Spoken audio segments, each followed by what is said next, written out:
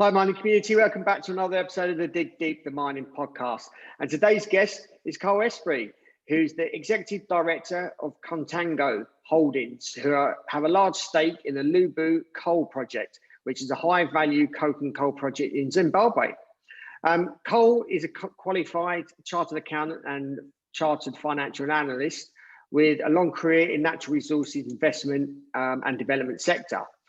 So Carl's on here to give an overview of the project and I suppose give us a better understanding of the coking coal sector. So I'd like to welcome Carl to the podcast. How you doing, Carl? Hi, Rob. Thank you for having me. Very good to meet you. Yeah, no worries. Appreciate your time as well. I wondered if you can give the audience a brief background about yourself, about your career, your journey, and how you got to where you are today. Yes, of course. I started my career in the mining industry at a company called BHP Billiton, which at that point was the largest mining company in the world. I'm not quite sure today. I think it's up there. And I was in the financial sector there. I was in the mergers and acquisitions department looking globally across commodities. I left there to join a fund looking at the natural resources sector. So again, globally across multiple commodities. And I left that fund in probably 2013 and after that, I started some, I guess, more entrepreneurial ventures across largely Africa, some of which worked, some of which didn't. And Contango is the latest one in Africa, where we've secured two incredible assets. One is a large coking coal asset in Zimbabwe, as you spoke about, the Lubu Coal Project. And secondly, we've secured actually two projects in Mali. They're contiguous projects. So the second one was to the west of the first one, but we're calling it the Garalo complex, which is a gold asset in southern Mali, in the very, very prospective southern Mali belt. You know, nearby Hummingbird Resources, one of the other London-listed Mali producers / explorers. And you know, we're obviously very excited about these prospects. I think we were speaking beforehand. There's been quite a very strong movement within the commodity complex in general. I don't know how much of that is to do with COVID and pent-up demand, but we've seen very strong price movement within the commodities. But we've also the flip side of that is the logistics of moving projects forward has been much more difficult for us than we would have imagined. Yeah. Why don't you give us a background of Contango Holdings, obviously from when it started to sort of present day, so people have got an understanding a little bit more about the company. Yes, so Contango Holdings started as a cash shell on the London main board as a standard listed company, and it raised a small amount of money and then looked for an investment to undertake. The first investment it looked at, well, really, I guess the criteria for investments were that we wanted to look at assets that weren't greenfield exploration assets. So when we bought an asset, we wanted to know that there was a resource. Money had been spent already taking it up the value chain to the point that there was either a resource or in some cases a reserve. Unfortunately, I guess that does rule out the world of assets is either very greenfield, in which case they're cheap, but there's a lot of money that needs to be spent on exploration, or almost brownfield operations, in which case you're expanding something that you know is definitely there, but the cost is exorbitant. So we found what we thought was a niche in the middle, where we looked at projects where there was a resource statement and some sort of a scoping study on the mine, and we could pick that asset up for relatively cheap and take it up the value curve and move to near-term cash flow as soon as possible. Okay. Can you tell us a little bit more about the potential long-term offtake agreement with the world's largest stainless steel producer? Yeah, so we're in discussion. Oh, sorry. Yeah, and I was just going to say, when can we hear more about this, and what does it mean for the company? So we've also undertaken to people that we won't build mines. In the case of bulk minerals like coal, we won't build a mine until we have demonstrable offtake agreements. It's obviously very different in gold, where there's a clearinghouse and you can always sell gold. With coal, it's a very unique product, and each product that each mine produces is unique. So there's a lot of studies that need to go in to ensure that your particular coal works for their particular smelter. Because in the case of our business, we're looking only at coking coal, not thermal coal. So we've been in discussions with multiple parties in Zimbabwe. I think we've spoken to the market about that, including, as we said, the world's largest stainless steel producer who's been on our site. We're now moving forward to sink our shaft, which will be probably done, I'd guess, in the next month. Although, again, there's a health warning with everything, especially cross-border movements of equipment is very difficult at the moment.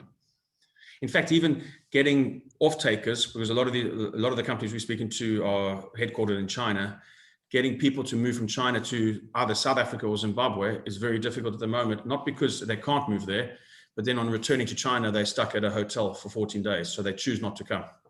And so that kind of explains some of the delays we've been having. We just can't get people to visit us when we want them to visit us. As I said, we'll be sinking a shaft in the next few weeks. And that's in conjunction with the potential off-taker. The detailed test work will be done on the samples we take from that shaft. We're also talking to other off-takers, I think we've mentioned before, within the region and internationally.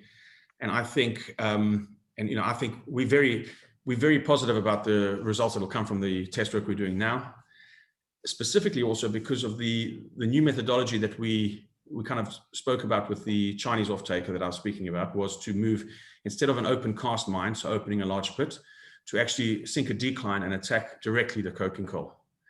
And then on top of it, if I'm honest, since the last 4 months we were speaking, the price of coking coal has moved so strongly that that makes it even more attractive for people. Because don't forget, these people in Zimbabwe, the option is either to buy coking coal from us or to import it either from South Africa or Australia at a much higher cost base, because they've got to stick it on a ship. The price of freight is higher. So on a relative basis, we are looking more and more attractive to potential international consumers in Zimbabwe every day. Yeah. And how's the operation moving along at Lubu? And are you pleased with the progress since listing? Operationally, things have been more difficult than we thought. I mean, obviously, there's going to be some of that blame apportioned to just standard difficulties within running a company and things always taking longer than we expected. Some of that's apportioned to COVID. I know companies are very kind of flippant and blaming as much as they can on COVID. So that's why I didn't blame it all on COVID.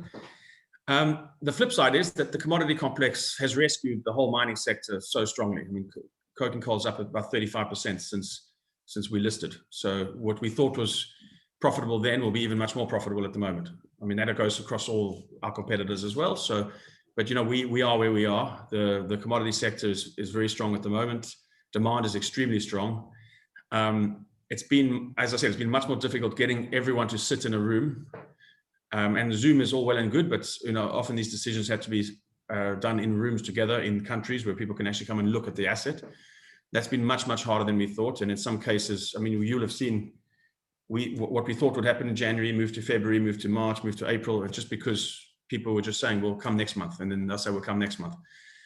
But I think now everything's really easing up again, and we're moving into the summer, and we're starting to see, we had our meeting, we had our people, we had everyone meet in Wangi, then move through to our site at Binga. So we are really starting to see the motion start moving quite quickly again. Yeah. Can you give us, the audience, a little bit more understanding around coking coal usage in the markets, and what can shareholders expect to see in the future from obviously the company? Yeah, so obviously coal is a controversial subject. We've seen coal use in the US fall probably 35% in the last decade. Because of environmental concerns. But there's two types of coal in the world. There's thermal coal and coking coal. Thermal coal is used for power production, and is the predominant coal used in the US is used for thermal coal, because generally they don't create steel from iron ore. They create steel from recycled steel in electric arc furnaces, which don't use any coking coal. In China, you'll see in most of Asia, they create their steel from iron ore because they don't have enough of a stock of recycled steel to turn into new steel in the electric arc furnaces. So you've seen steel production in China go from about 2.5 billion to about 4 billion tons. So a huge increase, way offsetting anything that the US and Europe has reduced. And that's because at this point, coking coal is irreplaceable if you want to make steel from iron ore, and large amounts of the world need to make steel in order to build buildings and create infrastructure from iron ore. And so coking coal is indispensable in that process. Whereas with thermal coal, you can always replace it with solar, wind power, nuclear, geothermal, pick your renewable. You can't do the same thing with steel. And so I kind of, whereas I'm sympathetic to the world's view on thermal coal, it's very difficult to see how, and you can almost see why the coking coal price is increasing so dramatically, because in a lot of these deposits, coking coal and thermal coal exist side by side, and one is a byproduct of the other. And so if you're shutting down a thermal coal mine because it's unpopular, you're also shutting down I don't know how much, it might be 5%, might be 25%, you're shutting down a stream of coking coal coming to the market. And we've seen a lot of that affect the coking, which is why the coking coal price is so strong. It's not only steel, by the way, it's in most smelters, you'll use coking coal, whether it's chromes, whether it's ferroalloys, you're using the carbon in the coking coal to liberate some of the metals. And of course, with our deposit, it's the same. Our deposit, there exists both thermal and coking coal. Initially, when we were going for a large open cut, we were going to stockpile the thermal coal and only exploit the coking coal, which are the lower seams, and then push back the thermal coal into the pit. We're now looking at a decline method, which has really been introduced to us by the Chinese.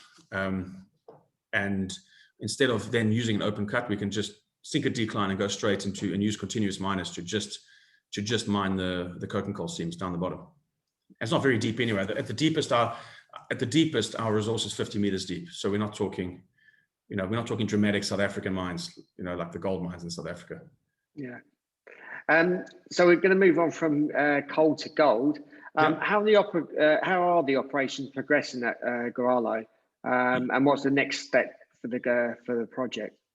Yeah, so with Garalo, I think just to give you some history, we bought we kind of applied the same logic where we were going to buy a small little deposit. In the gold space, it's very competitive. If you're buying a drilled out deposit of 1 million ounces or more, you are really, you're entering an extremely competitive space with all the juniors in Canada, Australia, South Africa, England fighting for and bidding up the price of things. And then some of the majors, even if they think it's a prospective area, the Barricks of the world will just buy up 1 million ounce deposits near their mines to feed ore. So we never wanted to actually bid for anything that was 1 million ounce plus. Our idea was to go and build a series of small kind of satellite deposits and build a centralized mill and then feed multiple satellites. We figured if we could buy 3 or 4 300,000 ounce deposits, you can get north of 1 million cheaply, and you can feed that all into a centralized mill. So we bought Garalo, which is an asset I've known for at least 5 years and always looked a bit small. And then, it's only when we actively decided that that's the kind of asset we wanted to look at that we revisited it and we bought it. And we then we sent all the data away to our independent guy who does the 43-101s. He's an independent geologist. And his view was that this has been massively understated in terms of the resource size. And so we put out an announcement only because we had to, although I felt, and I was kind of communicating with shareholders, I know this looks strange. Did you buy something for 300,000 ounces and 5 weeks later, the guy's saying it could be 1.2 million ounces. And so I wanted big health warnings on everything, just to say, I know this doesn't look, but we had to put up the result. That's what the guy says. You've got to announce it to the market. We've done a lot of work since then. We've done lots of mapping, lots of samples have been sent away to SGS in Mali. We've just signed an agreement to fly aeromagnetics. Oh, by the way, we also bought the contiguous deposit because that was available for cheap. And the work from the independent geos and our geological team said the trend continues into site. It's certainly way bigger than we thought. So I'll say that. I shouldn't say it's certainly. It's probably way bigger than we thought, because that's kind of been that's clear. And so we're spending. So the kind of original strategy of just building a small mill to take advantage of 300,000 ounces is morphing a little bit. We have to. What you don't want to do is either build something too small or go and build something on top of what could be your ore body, because then you could sterilize all the ore underneath it. So we're just taking a little bit longer to study the ore body. So we're doing trenching, we're doing our sampling. We're taking lots of samples to SGS, as I said. We're flying aeromagnetics over the site, which will probably commence in the next 3 weeks. And then we'll probably put a few holes into the deposit. And I'm guessing that'll, because of, again, lack of availability of drill rigs within Mali, I'm guessing realistically that's going to only be in 2 months' time. We'll put some holes in. and then we'll update the market. That will allow us to really give much more certainty to the market, not just some guy saying based on, and by the way, there's been a lot of drilling on this deposit. This wasn't a greenfield deposit. We bought one with, it was the analysis of the drill holes that led this guy to believe that there was more ore. But some of the drill holes stopped and they were still in the ore body. So what we need to do is drill further down so we can actually see the full extent of the ore body. So I'm guessing in the next few months, we come back to the market with a nice positive surprise, I hope.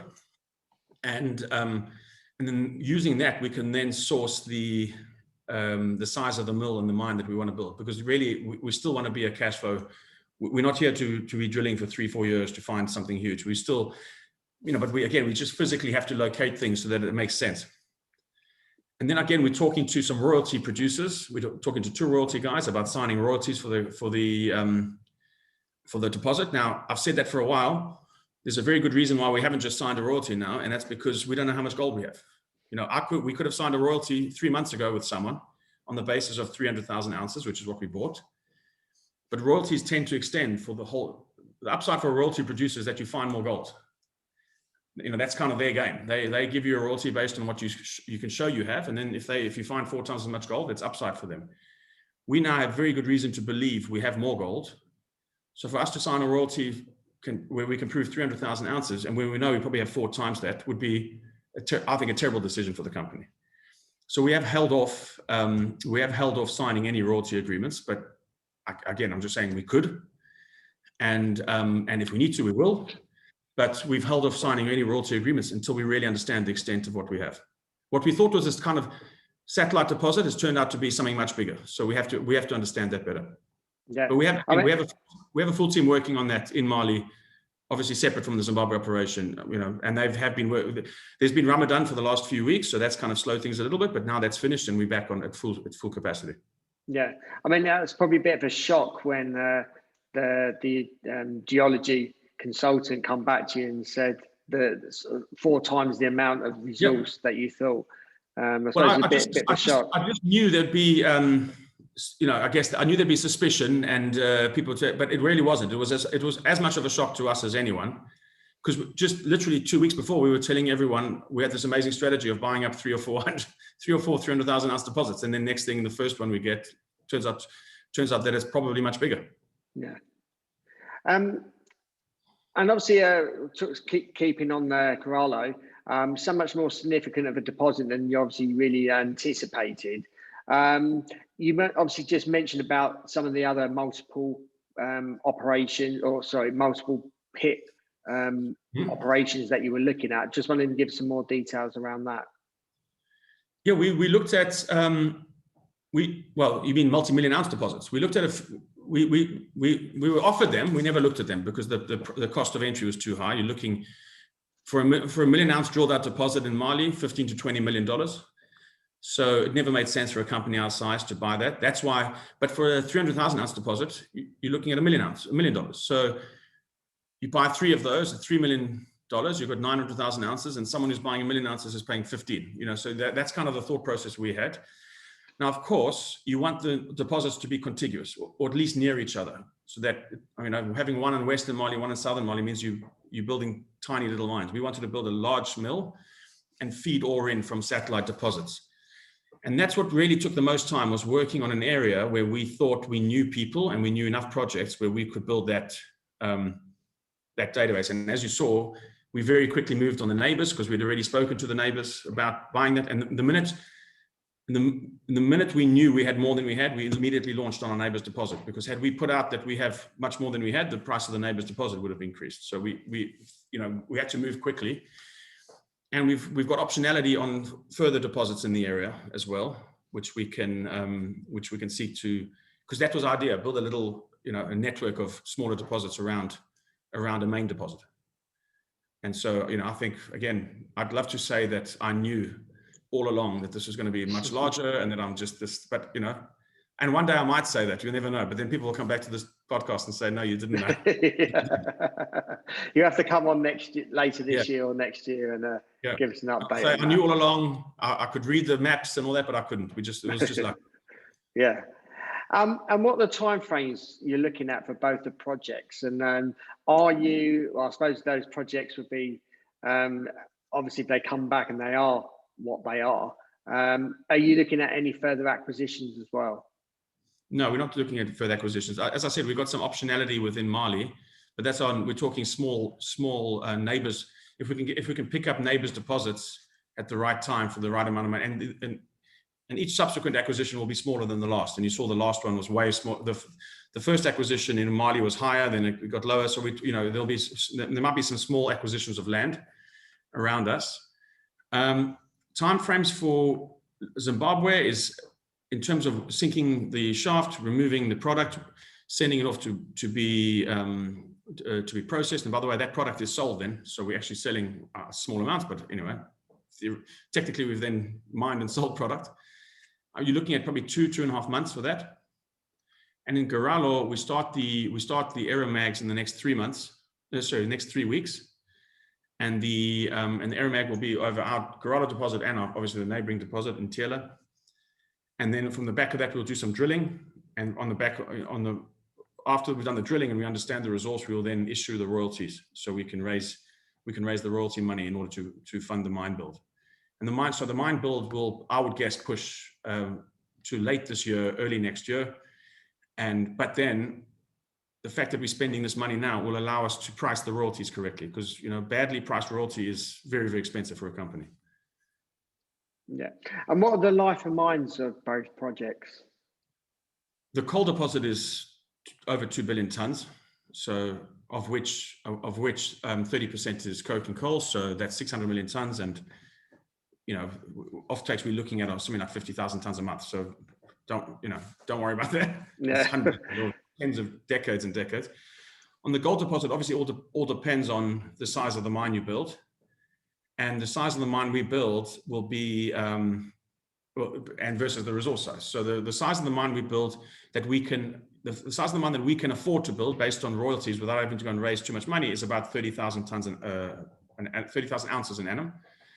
And to be frank, and I've said this to shareholders before, that's not, if we got 1.5, say 2 million ounces on the site, that's way too small a mine to build, but it's within our means. So we don't have to then beg the market. We don't have to do, so what we can definitely deliver is that 30,000 ounce production. And then we can use cash flow from the company to expand, or we can see, maybe we put 2 million ounces out and someone strategic comes with a much better offer, and we can raise a larger amount of money and build a bigger mine. But it's not going to be done. It's, the management, the shareholders of the company are such large shareholders. It's not in our interest to dilute the company too much. Yeah, I understand. Carl, really appreciate your time and give us an overview of the company, and obviously give us an overview of what Coal is used for, and obviously that project, and obviously the gold project. If our audience wants to reach out to you and have got any questions, how can they go about doing that? If you just head to Contango Holdings website, which is contango-holdings-plc.co.uk, or just Google, then there's a contacts page, and that'll come through to me eventually. It'll go through to one person, it'll go through to a few of us at the same time. So we can respond on that basis. Yeah. Okay. And I'll put that in the show notes accompanying this anyway. So if anyone's got any questions, they can reach out to you. I wish you all the best of luck.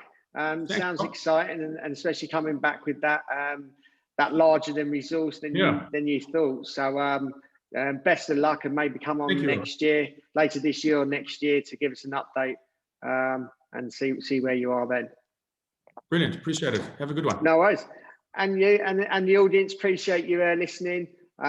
Hope you enjoyed the podcast. Understand a little bit more about coke and coal. Obviously, it's not really necessarily talked about. Maybe even had a bit of a bad. Coal is probably a bit of a bad subject, but obviously it has its uses and it is still needed in mining at the moment. So appreciate if you can share the episode amongst friends, family, people in the industry. And until next time, happy mining.